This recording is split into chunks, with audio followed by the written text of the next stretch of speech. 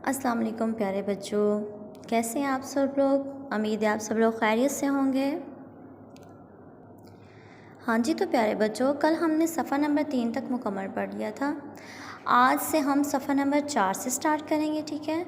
सफ़ा नंबर 4 पे हमारी अल्फाज साजी हैं। लिखा हुआ है कि तस्वीरें देखें और हरूफ मिलाकर इनके नाम लिखें।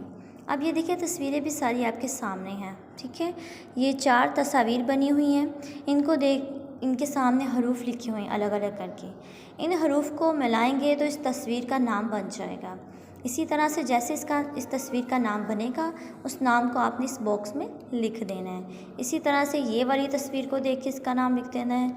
ये तस्वीर है, इन हरूफ को मिलाएंगे तो इसका नाम यहाँ पे लिख देना है। सेम इसी तरह से ये चारों तस्वीरें और इनके नाम आपने यहाँ पे लिख देने हैं, ठीक है। आगे आ जाइए सफ़ा नंबर 5 पे। सफ़ा नंबर 5 पे है कि दिए हुए जानवरों के नाम मुँह में से तलाश करके इनके गिर्द दायरा लगाएं। अब ये एक जानवर यहाँ है, एक इस साइड पे है, एक ये रहा और एक ये रहा, ठीक है। इन जानवरों के नाम यहाँ पे सारे मौजूद हैं। इस बॉक्स में से आपने इन जानवरों के नाम देख के, आपको पता है कि इसका क्या नाम है, इसका नाम देख के आपने देखना है कि ये कहाँ है। फिर आपने क्या करना है कि इसके गिर्द ऐसे दायरा लगा देना है, ठीक है, जो भी इसका नाम हो। हाँ जी प्यारे बच्चों, आगे है सफ़ा नंबर 6। सफ़ा नंबर 6 पे है अल्फाज माने, ठीक है। नीचे दिए हुए अल्फाज के मानी तलाश करें, उनके सामने लिखें। ये जो आपको नज़र आ रही है ना, ये यहाँ पे देखिए सारे अल्फाज के मानी इनके अंदर मौजूद हैं। ये अल्फाज हैं, ये मानी के बॉक्सेस हैं। अल्फाज है जलवा। अब देखिए यहाँ पे जलवे का मानी, अगर हमें तो पता है कि जलवे का मानी क्या है, नज़ारा। हम देखेंगे फ़ौरन से कि नज़ारा कहाँ लिखा है, तो ये लिखा हुआ है नज़ारा।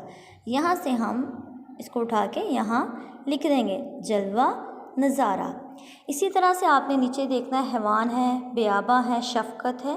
इन सब के मानी जो हैं यहाँ पे मौजूद हैं। आपने यहाँ से उठा के इनके आगे लिख देने हैं। सेम ये अल्फाज लिखे हुए हैं, इनके माना आपने यहाँ से देखने हैं और यहाँ लिख देने हैं, ठीक है।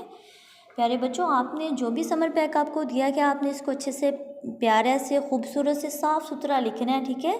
आपके जो समर पैक है बिल्कुल ऐसे ही नीट और क्लीन होने चाहिए जैसे यहाँ पे मौजूद है, आपको नज़र आ रहे हैं।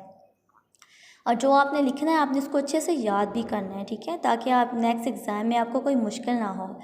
और अपना बहुत सारा ख्याल रखिएगा, दुआ में याद रखिएगा और अपने मामा बाबा का भी बहुत ख्याल रखिएगा। फ़ी अमानिल्लाह, अल्लाह हाफ़िज़।